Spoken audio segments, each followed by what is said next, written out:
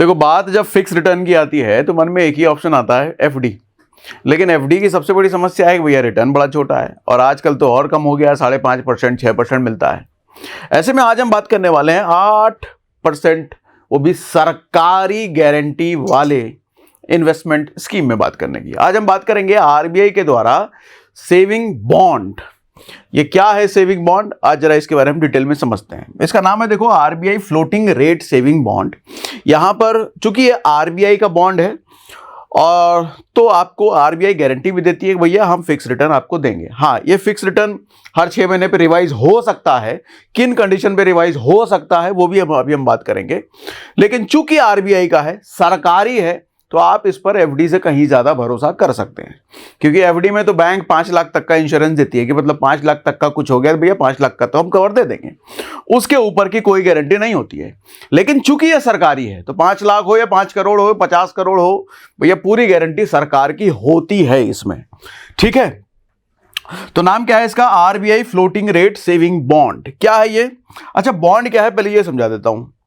Bond होता है sir, जब सरकार को या किसी प्राइवेट कंपनी को पैसों की जरूरत पड़ती है इंफ्रास्ट्रक्चर डेवलप करने के लिए या एक्सपेंशन करने, कुछ भी करने के लिए, तो प्राइवेट कंपनी या सरकार मार्केट में एक पेपर रिलीज करती है। पेपर रिलीज करने का मतलब मतलब ये कहती है, अगर जैसे हम आरबीआई की बात कर रहे हैं तो आरबीआई ये कहती है कि मैं आपको इतने % का इंटरेस्ट दूंगी, भैया हमको इतना पैसा तुम दे दो। अब इतना पैसा मतलब आपकी मर्जी, आप लाख देना चाहो, करोड़ देना चाहो, जितना भी देना चाहो, आरबीआई आपको एक पेपर देती है जिसपे लिख के देती है कि इतना % हम तुमको इंटरेस्ट देंगे। और आरबीआई लिख रही है तो सरकार लिख रही है, ये समझ लो आप। RBI floating rate saving bond एक सरकारी बॉन्ड है जिसे आरबीआई भारत सरकार की ओर से इशू करता है। इसमें इंटरेस्ट रेट फिक्स नहीं होता, हर 6 महीने पे एनएससी रेट के आधार पर बदलती रहती है। अच्छा, अब हम इंटरेस्ट रेट पर आते हैं। यहां पर आपके कान खड़े होंगे, फिक्स नहीं रहता, फिक्स नहीं रहता तो कम हो जाता है। आऊंगा इस पर जरा डिटेल में।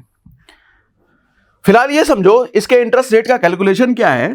एनएससी रेट जो भी चल रहा है, एनएससी होता है नेशनल सेविंग सर्टिफिकेट, ये भी सरकार का एक सर्टिफिकेट, आप इस पर भी इन्वेस्टमेंट कर सकते हो।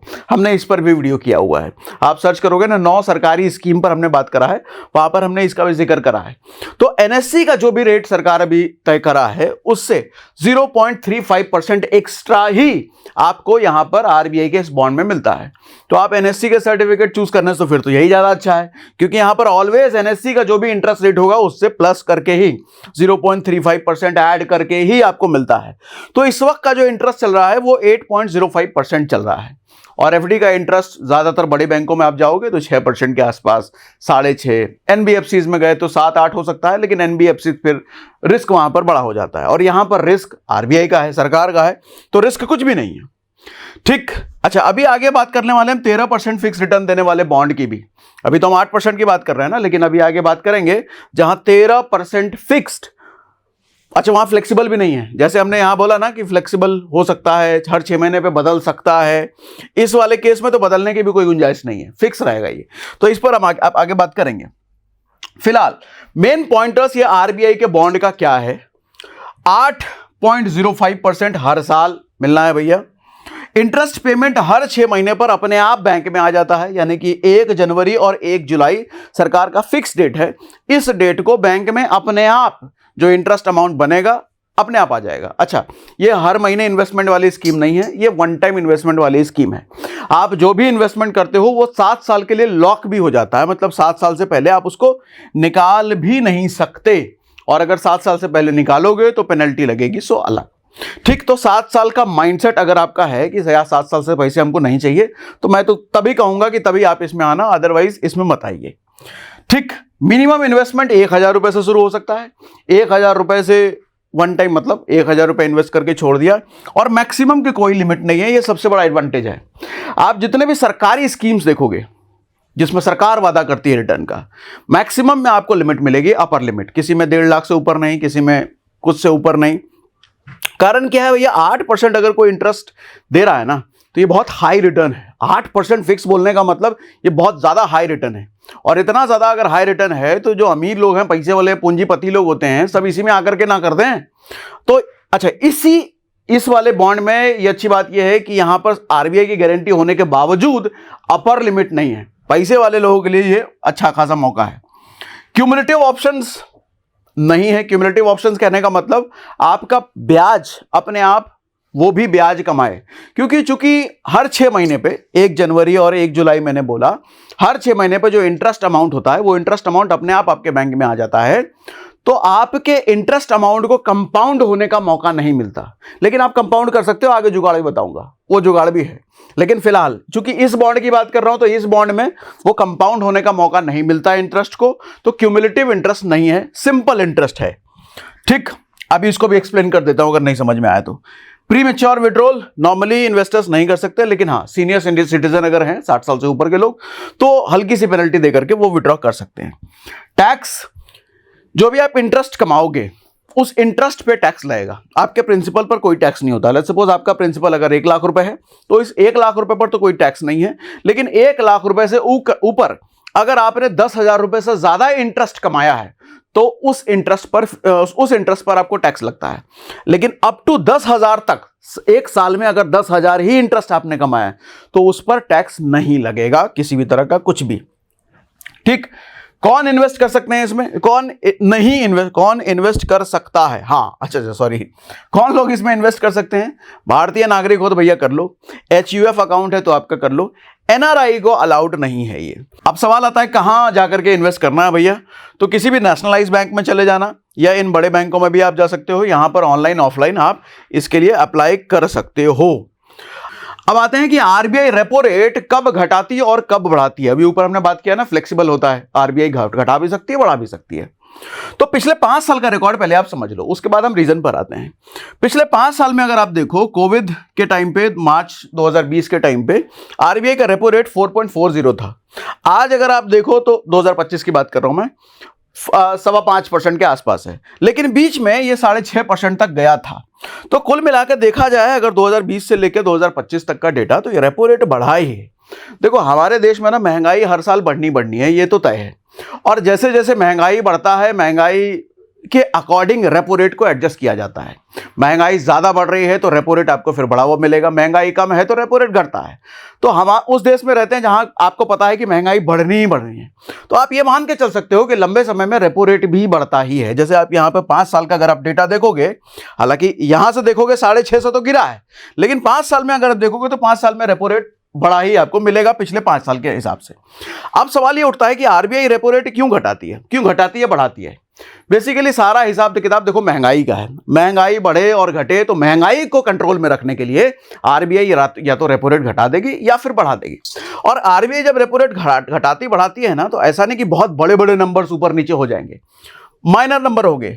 25 पैसा देखो 6.5 था, 6.25 हुआ, या तो घटेगा तो 25 पैसा घटाएगी या 25 पैसा बढ़ाएगी, तो बहुत इसके आसपास ही होता है। ठीक है, तो ये मैंने आपको समझा दिया कि आरबीआई किन कंडीशन पे करती है। अब आते हैं हम 13% फ्रॉम डे 1। अगर आपको ऐसे बॉन्ड चाहिए जो 13.5% तक फिक्स रिटर्न दे दे, वो भी पहले दिन से, और जिसमें आरबीआई के रेपो रेट बदलने का भी टेंशन ना हो, तो यहां काम आता है पैसा बाजार। एक ही जगह पर आपको मिलेंगे सेबी रेगुलेटेड बॉन्ड्स, अलग अलग इश्यूअर्स के, अलग अलग रेटिंग्स के, अलग अलग टेन्योर्स के। बॉन्ड्स की रेटिंग के बेस पर आप चूज कर सकते हो। हायर रेटिंग वाले माने जाते हैं, ज्यादा सेफ माने जाते हैं, लेकिन रिटर्न्स उसमें थोड़े कम एक्सपेक्ट करोगे आप। लोअर रेटिंग वाले थोड़े ज्यादा रिस्की माने जाते हैं, लेकिन रिटर्न्स भी उसमें ज्यादा एक्सपेक्ट कर सकते हो। अब चूज आप इन रेटिंग्स के हिसाब से, अपनी जरूरत के हिसाब से कर सकते हो। इन बॉन्ड्स पर आपको लगभग 9% से 13.5% तक के फिक्स रिटर्न मिल सकते हैं। बस कंपेयर करो और आप इन्वेस्ट कर सकते हो। सब कुछ ऑनलाइन है, बिना किसी बैंक के चक्कर लगाए। एक और बात, अगर आपने फॉर्म 15G और 15H सबमिट किया है तो TDS भी नहीं कटेगा। और इन्वेस्ट करने से पहले बस KYC और पैन वेरीफाई जरूर कर लेना, प्रोसेस एकदम स्मूथ हो जाता है इसकी वजह से। तो अगर FD से ज्यादा आपको रिटर्न चाहिए, मार्केट का झंझट नहीं चाहिए, तो बॉन्ड्स एक बढ़िया ऑप्शन हो सकता है आपके लिए। और पैसा बाजार पर जाकर आप इनको आराम से एक्सप्लोर, कंपेयर और इन्वेस्ट कर सकते हो। और हाँ, मार्च के आखिर में पैसा बाजार CPL 2.0 लॉन्च कर रहा है। बस ऐप डाउनलोड करो, अपना क्रेडिट स्कोर आप चेक करते रहो, जितनी मर्जी उतना करते रहो, और इसके साथ आपको अश्योर्ड रिवॉर्ड भी मिल सकते हैं। तो आज ही पैसा बाजार के थ्रू अलग अलग बॉन्ड्स एक्सप्लोर कीजिए। जेन्युइन लिंक हमने डिस्क्रिप्शन में दे रखा है, ठीक है। अब आते हैं इस बॉन्ड का बेस्ट पार्ट क्या है। इस बॉन्ड का मतलब आरबीआई के बॉन्ड की बात कर रहा हूं मैं। 5 कारण बताता हूं इस बॉन्ड का बेस्ट पार्ट क्या है, वर्स्ट भी बताऊंगा, खराब चीजें इसमें क्या है, दिक्कतें क्या है। 100% सॉवरेन गारंटी। सॉवरेन गारंटी कहने का मतलब सरकार की गारंटी है। 1 करोड़ चाहो डालो, 10 करोड़ जाओ यहां डालो, यहां पर सरकार की गारंटी है। जबकि एफडी में सिर्फ 5 लाख तक डीआईसीजीसी के द्वारा कवर मिलता है आपको। यहां पर पूरा का पूरा पैसा आपका सरकारी गारंटी के साथ होता है। एफडी से ज्यादा रिटर्न, एफडी जहां 6-7 मैक्सिमम दे रहे हैं, यहां पर 8% से भी ज्यादा मिल रहा है गवर्नमेंट गारंटी के साथ। इन्फ्लेशन से प्रोटेक्शन मिल जाता है। अपर लिमिट कुछ नहीं है, जैसे मैंने बोला था शुरुआत में कि पीपीएफ में 1.5 लाख की लिमिट है, 1.5 लाख से ऊपर आप साल का नहीं डाल सकते। एससी एसएस में 30 लाख तक डाल सकते हो, उससे ऊपर नहीं। यहां कोई अपर लिमिट नहीं है, 10 करोड़ 100 करोड़ भी डाला जा सकता है अगर आपके पास है तो। अच्छा, हर 6 महीने पे कैश मिल जाता है, ये एक अच्छी बात है।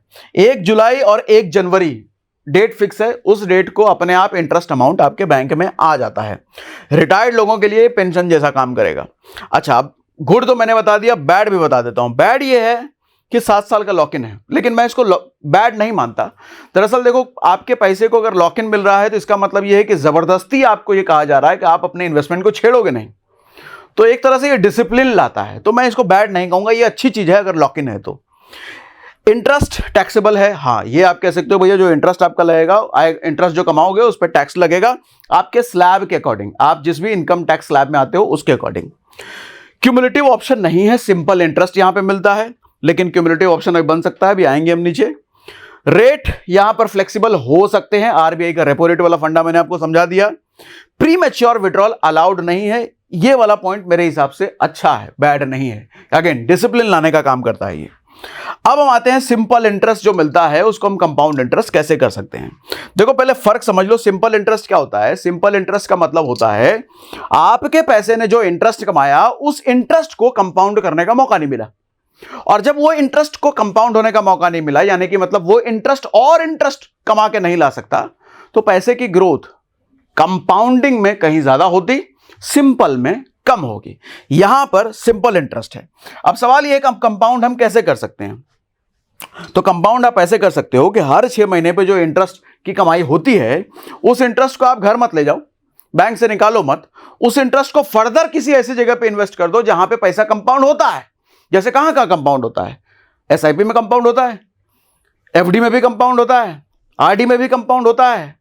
आप उस कमाए हुए इंटरेस्ट को या तो एफडी में डालते चले जाओ, आरडी डालते चले जाओ रिकरिंग डिपॉजिट, या फिर एसआईपी में डालते चले जाओ, वहां पर पैसा आपका वो कमाया हुआ इंटरेस्ट कंपाउंड होता चला जाता है। अब क्या री इन्वेस्टमेंट ऑप्शन है। री इन्वेस्टमेंट करने का मतलब आपका जो पैसा इंटरेस्ट आप कमा रहे हो उस इंटरेस्ट को घर ना ले जा करके कहां कहां मैं री इन्वेस्ट कर सकता हूं ताकि मेरा पैसा और कंपाउंड हो जाए। इक्विटी म्यूचुअल फंड में कर सकते हो। हिस्टोरिकली अगर पास डेटा देखा जाए 20 साल का, तो 12 से 14% के आसपास इक्विटी म्यूचुअल फंड में मिल जाता है, तो आप इक्विटी म्यूचुअल फंड का ऑप्शन ले सकते हो। पीपीएफ में ले सकते हो, लेकिन पीपीएफ की लिमिट है साल का 1.5 लाख। तो साल का 1.5 लाख अगर आप इंटरेस्ट कमा रहे हो तो पीपीएफ भी आपके लिए अच्छा ऑप्शन मिल जाता है। अच्छी बात यह है कि पीपीएफ में जो आप कमाओगे, जो आपको टैक्स एक्स्ट्रा कमाई होगी उस पर कोई टैक्स भी नहीं लगता, सॉरी इंटरेस्ट जो कमाओगे उस पर कोई टैक्स भी नहीं लगता। एफडी में इन्वेस्ट कर सकते हो, एफडी लैडरिंग बोलते हैं इसको। एफडी लैडरिंग का मतलब आज जो आपने डाला मतलब हर 6 महीने पे आप नया नया एफडी खोलते चले जाओगे। जनवरी में एक नई एफडी खुली, जुलाई में नई एफडी खुली, फिर अगले जनवरी में एक नई एफडी खुली, फिर अगले जुलाई में एक नई एफडी खुली। तो ऐसे क्या होगा, जब मैच्योरिटी की बारी आएगी आप देखोगे हर 6-6 महीने पे नया नया एफडी मैच्योर हो करके आपको मिलता चला जा रहा है। इसको एफडी लैडर कहते हैं। या आरडी कर दो ऑटो पायलट में, हर 6 महीने में बैंक को इंस्ट्रक्शन दे दो, बैंक को बोल दो भैया जब भी 6 महीने में मेरा इंटरेस्ट आए अपने आप आरडी में उसको कन्वर्ट कर देना, तो आरडी हो जाता है। तो ये सब री इन्वेस्टमेंट की स्ट्रेटजी है। आप सिंपल इंटरेस्ट को कंपाउंड इंटरेस्ट में कन्वर्ट कर सकते हो, ठीक है। अब एक एग्जांपल से भी समझा देता हूं आपको। मान लो आप सिंपल इंटरेस्ट में है, मतलब जो इंटरेस्ट आपको मिल रहा है वो इंटरेस्ट आप खर्च कर देते हो, अपने घर के काम में ले लेते हो। तो 7 साल तक अगर आप 10 लाख रुपए इन्वेस्ट करके छोड़ देते हो, वन टाइम 10 लाख रुपए इन्वेस्टमेंट 7 साल तक के लिए छोड़ देते हो, तो 7 साल में आपका जो टोटल पैसा होता है इंटरेस्ट समेत 15,63,000 के आसपास होता है। लेकिन अगर ये कंपाउंडिंग हो कहने का मतलब आपने जो इंटरेस्ट कमाया उसको री इन्वेस्ट करते रहो कहीं ना कहीं। और अगर हम 12% के हिसाब से मान लें, हमने आपने एसआईपी में कर दिया और 12% के अगर हम मान लें, तो 7 साल में यही पैसा बन जाता है 17 लाख से ज्यादा। तो वही 7 साल यहां भी वही 7 साल, यहां भी वही 10 लाख, यहां भी वही 10 लाख, यहां भी, बस कंपाउंड होने का तरीका बदल गया। एक कंपाउंड हो रहा है और एक सिंपल इंटरेस्ट से मिल रहा है। तो सिंपल इंटरेस्ट और कंपाउंड इंटरेस्ट के फर्क की वजह से आपके टोटल कमाई में 1.5 से 2 लाख रुपए का फर्क आ जाता है। कंपाउंड में ज्यादा हो जाता है वो। और जैसा मैंने बताया कि 13% फिक्स रिटर्न आपको कमाना है पैसा बाजार ऐप के जरिए, उसका लिंक भी हमने डिस्क्रिप्शन में दे रखा है भैया। इससे रिलेटेड कुछ सवाल हो आरबीआई बॉन्ड से रिलेटेड तो कमेंट बॉक्स में जरूर लिख के बताइएगा। आने वाले किसी ना किसी वीडियो में आपको पता है भैया रिप्लाई हो सकता है, भले ना कर पाऊं कमेंट का मैं, लेकिन मैं जवाब आपको मिल जाता है आने वाले किसी ना किसी सेशन में। तो कमेंट बॉक्स में कोई सवाल हो तो जरूर पूछिएगा। चलो भैया आज के लिए इतना ही।